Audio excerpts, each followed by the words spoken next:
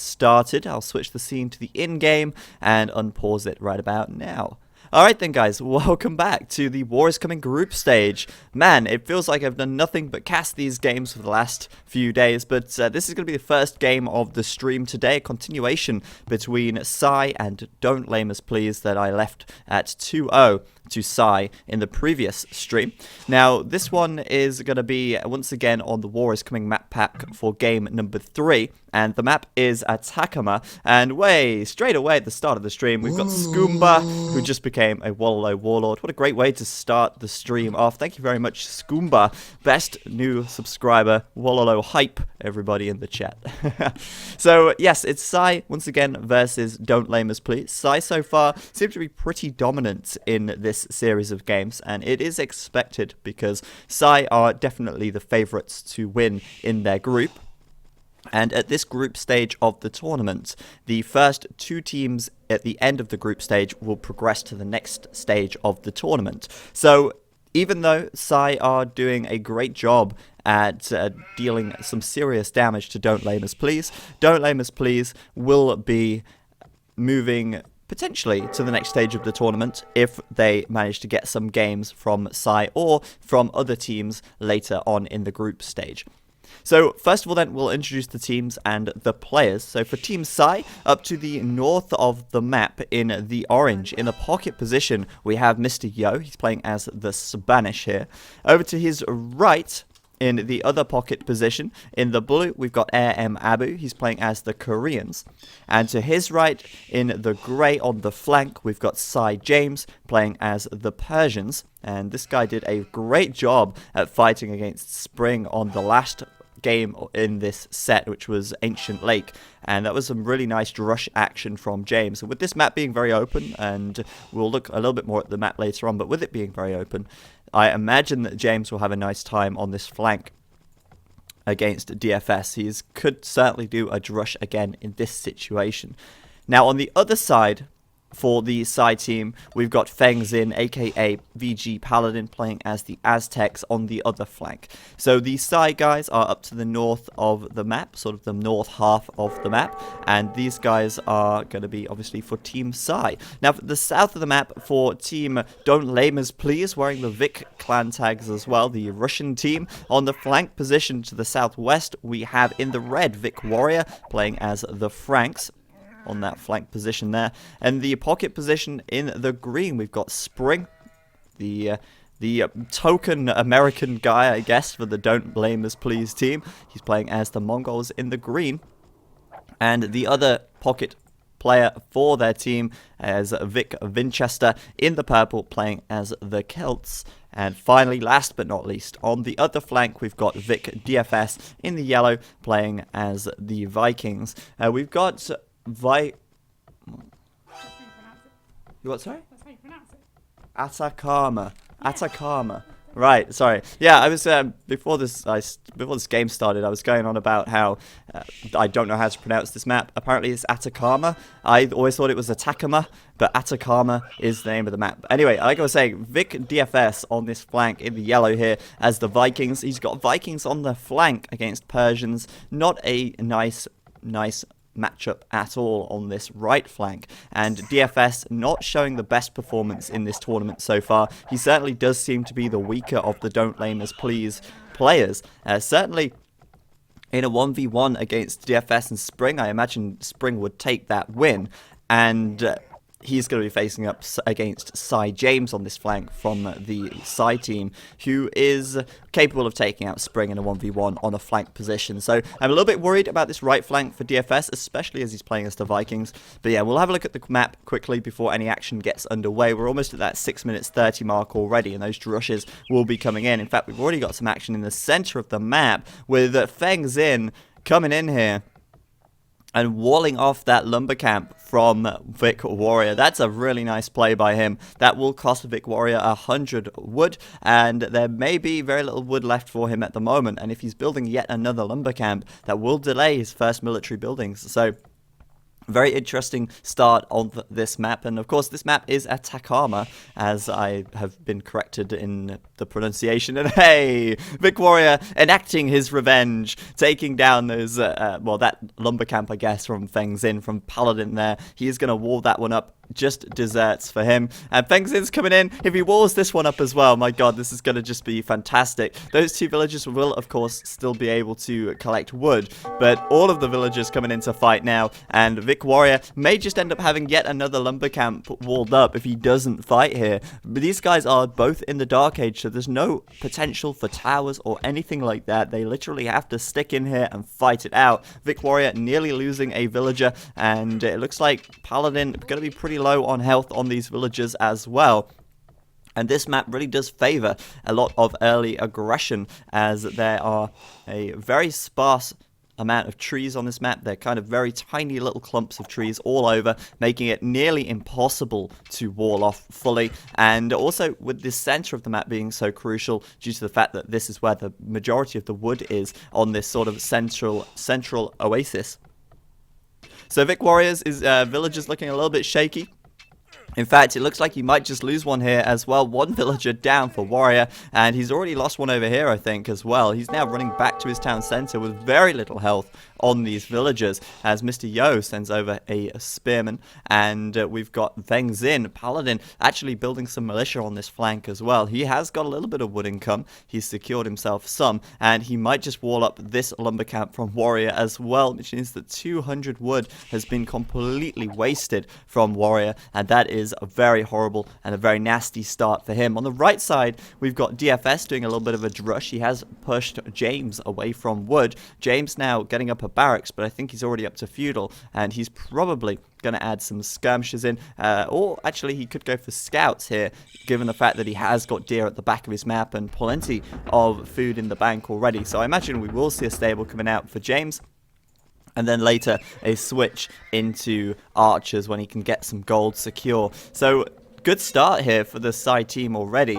It looks to me like these Don't Lame Us Please team are under a little bit of pressure, especially Warrior, who has got the lowest score in the game at the moment due to losing both lumber camps and having a very delayed Dark Age. He's still in the Dark Age now, and he is going to go up to feudal in a minute, just clicking up and taking plenty of stone so that he can try and get some towers up to keep himself safe. Meanwhile, Winchester is getting towered by Abu. Abu coming in with villagers to fight, and this tower location from Abu is fantastic. Bear in mind, Abu is a pocket player in this game. He is coming forwards on the flank, fighting with his villagers and getting up towers in a great location. This is a fantastic place because he can move in towards this lumber camp as soon as he's built this tower. He can build one here, and then DFS cannot rush the tower down with his villagers, otherwise he will lose a lot of villagers as well. So that tower's going up, and he can also move in towards Winchester's base as well. This is a great starting tower as long as Abu can keep it up and keep it alive. DFS coming in with 5 militia now to try and take this tower down, but a villager, going down for Winchester here. And a second tower now attempting to go up from Abu. And of course, Winchester could lose quite a few villagers if he ends up taking a lot of this arrow fire. And indeed, he is taking quite a bit as well. A real big punishment. That villager going down as well. And Abu trying to put up some palisades wherever he can to keep his villagers safe. Fighting with his villagers, but those militia getting cut down so quickly by the tower there. This tower has been fantastic for Abu. And Abu, even though he's lost a couple of villagers, and he will lose more villagers if he's not careful, he is going to be getting great trades with that tower there, managing to take out a lot of militia, hit a couple of villagers, and now we've got the scouts coming in from James as well, just to help clean things up. Those militia getting taken down, and somehow that tower is still standing as Abu tries to repair it with those villagers there. And of course, the longer he keeps that tower alive, the more damage this tower is going to do. DFS fighting with villagers, but those scouts are doing the damage, and 2 more villagers go down for DFS, with another weak villager here from Winchester that is about to fall. Fantastic play from the side, guys, and this tower has been huge on this right flank. So great play, and now of course these scouts can just come in and pick off these villagers. as they just try and attack this tower, which is just not going to work.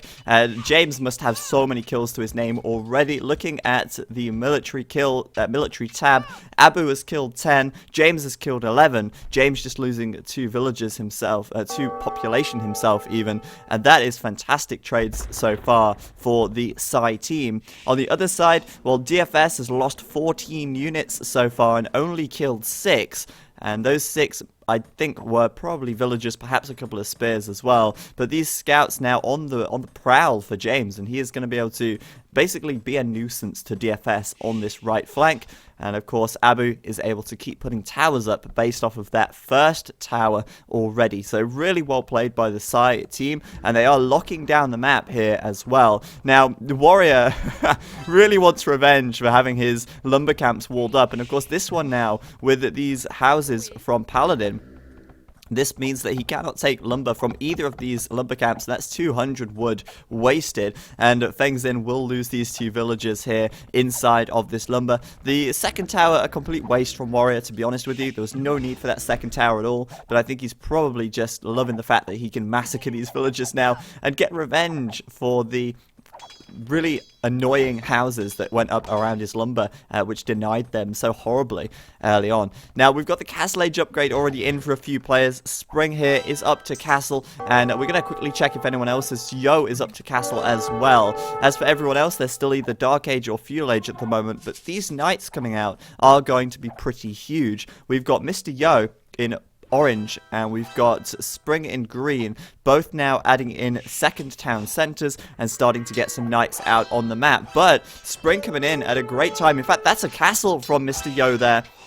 And Mr. Yo, with a very quick wall, he will be able to get that castle up. Nicely done with that. And he might put a palisade up here as well as those knights come in. But that castle looks pretty likely to go up at the moment. Mr. Yo not walling up behind, though. Oh, my goodness. Too late, Mr. Yo took his eye off the ball, and Mr. Yo going to lose a couple of villagers here, potentially, as, wow, okay, just 2 villagers, yes, a couple of villagers, but Vic Warrior coming forwards with the villagers. This is a great amount of teamwork here from Spring and Warrior. Warrior coming forwards with that tower. Of course, this is going to be difficult to prevent the castle from going up, but there are only 3 villagers making that castle at the moment. If that tower goes up quickly, then they might be able to kill the villagers that are building the castle. As soon as that castle goes up, however, it's going to be over for these guys. 1 villager taken off on the right, but the villager at the back builds the castle goes up, and Vic Warrior now going to lose that tower inevitably, eventually.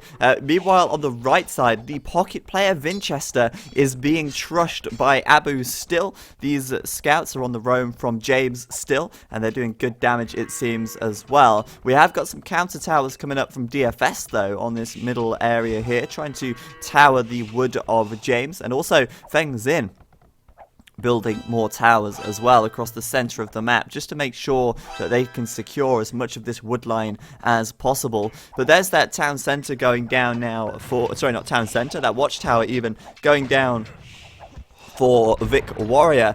And Vic Warrior continuing to try and put more towers up, but he is looking very bad at the moment. In terms of population, he does have almost the least population in the game. In fact, it's DFS who has the least population at the moment.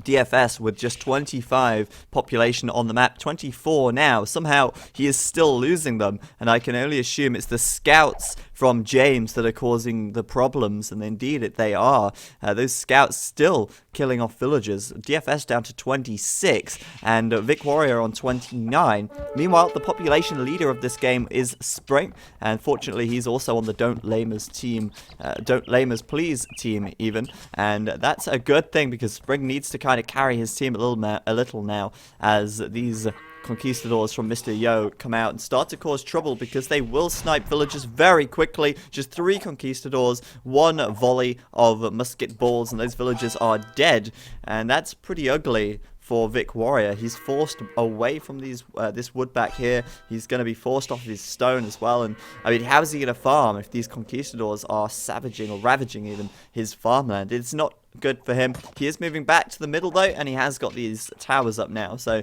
he's at least got some opportunities here to take some resources. But Mr. Yo sending those conquistadors, he's hot on the trail of Vic Warrior, but seems like he is taking another path now, heading towards Spring's base instead. On this right side, Abu is still keeping that pressure on, but Sai have just got their second player up to the castle age now, and Feng Xin putting up a siege workshop and a monastery, and that is going to be pretty tough to deal with, as Vic Warrior is still feudal, and they've only got one player, don't blame us please, only have one player in the castle age, and that's Spring, who seems to be more focused on booming than making any knights to support the flanks at the moment. No knights coming in here, no siege coming in here to support Winchester, and Winchester, the other pocket player, is still feudal, so far from clicking up to castle at the moment, and that's really bad news for him. Abu, on the other hand, is also far from castle, but he is the one doing the aggression here. He is the one putting on the pressure and causing Winchester to build defensive towers, and if he keeps towering in like this, he will force Winchester away from farms more and more. And in this kind of situation, on this kind of map, the map control, because it is so difficult to wall, is so crucial. And Abu here absolutely locking down the area around Winchester's base. Now on this right side, I'm wondering if DFS is enacting some revenge on James. James is up to the castle age actually, and considering he's on the flank position, that's fantastic for him. So Feng Xin, castle, James is castle, and that's both flanks for Team Sai now, up to the castle age, as well as Mr. Yo. So that's 3 out of 4 players versus the 1 out of 4 for the Don't Lame Us Please team. And I'm concerned for Warrior because there's some mangonels out on the map. These villagers in the center getting cut down by mangonel fire, and Warrior's down to 27 population and probably dropping quite quickly, because Warrior could very easily come over to this TC here and take it down with these mangonels if he has some protection for his mangonels, that is. And that protection is coming at the moment from those conquistadors, from Mr. Yo, and now the monks that Feng Xin is putting out on the map to try and get some conversions he can. That, if he gets one conversion, the conquistadors might just be able to take a win here, but I'm not sure if he got a conversion or not. Yes, he did. He did get one conversion. Another monk coming out, and that means a potential for another conversion as well. Feng Xin somehow keeping his monk alive, and that was a great play from these guys there. 2 monks out for Feng Xin. 1 was kept alive even through that attack with 55 health there. Must have done Sanctity for a little bit of extra HP. And Feng Xin, 2 conversions.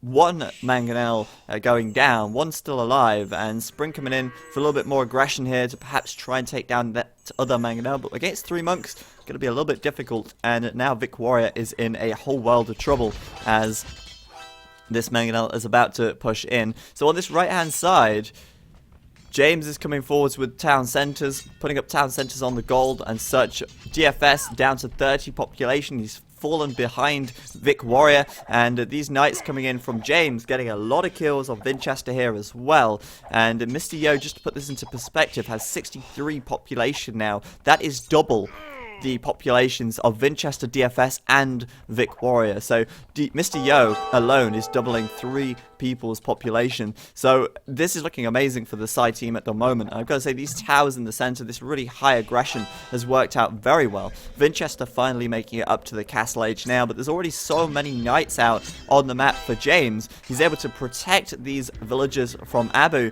and Abu's just continuing to put towers up while James comes in with his knights and massacres the villagers as they run back towards the TC and try to get counter towers up. So, wow, DFS losing so many villagers here as they run, and those towers from Abu just sniping off villagers everywhere he can.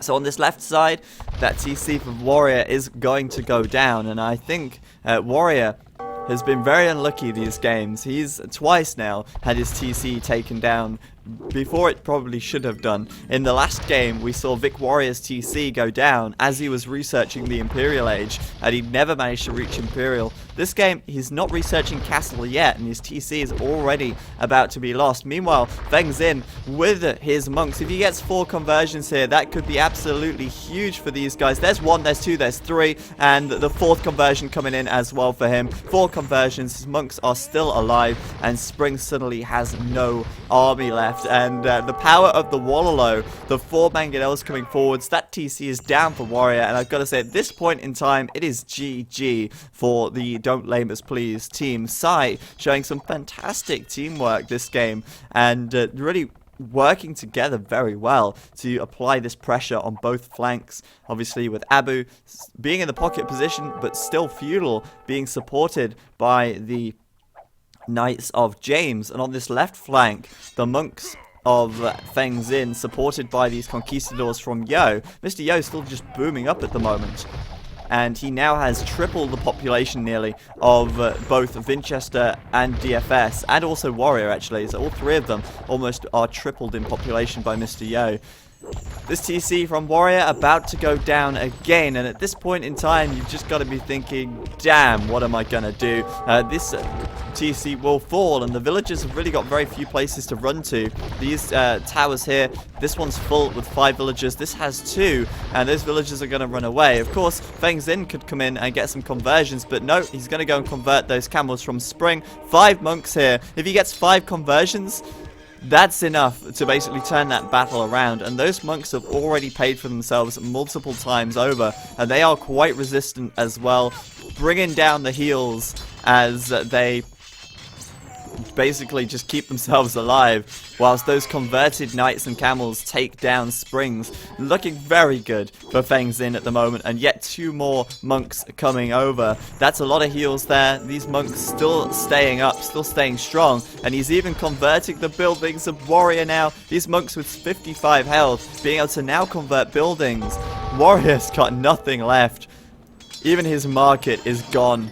And we may even see Feng Xin starting to convert some houses for good measure. Wallow warriors indeed. Vic Warrior coming over, but getting cut down by the towers of Abu as he runs his villagers into Abu. It's not Abu's base. Sorry, I thought this was Abu's base because there was so much blue on the map here. Into Winchester's base even. Abu even walling up Winchester's stable here, which is quite hilarious. So Winchester trying to rebuild on this right side. He's got a few monks out. DFS as well here with the monks, but Celt monks and Viking monks, they're not quite as the same as Aztec monks. Aztec monks are just something else, and it is GG. Winchester is just, he knows it's over at this point in time. There are way too many towers from Abu. Abu taking out those monks so quickly. As soon as they get near to a tower, they're down. Meanwhile, on the left side, nothing can seem to stop Feng Xin. Feng Xin is the Aztecs, and he has more camels and knights than anyone else on the map. And that's pretty impressive, considering he can't actually build a stable. So very well played by the Sai team there. Total domination on attack armor, and very well played by Sai. That was a very entertaining game to watch, and I very much enjoyed this. I just enjoy this map full stop. Whenever we see this map, I love it, just because it's so open. It really favors a lot of aggression, and for the Don't Lame Us Please team, Spring was really the one there to pull ahead. He was basically up to 3 TCs. He had a ton of farms, loads and loads of eco, but he just couldn't stop the monks from Feng Xin. They were just too damn good, really getting every conversion they could on Spring and sticking or staying alive even throughout that as well. So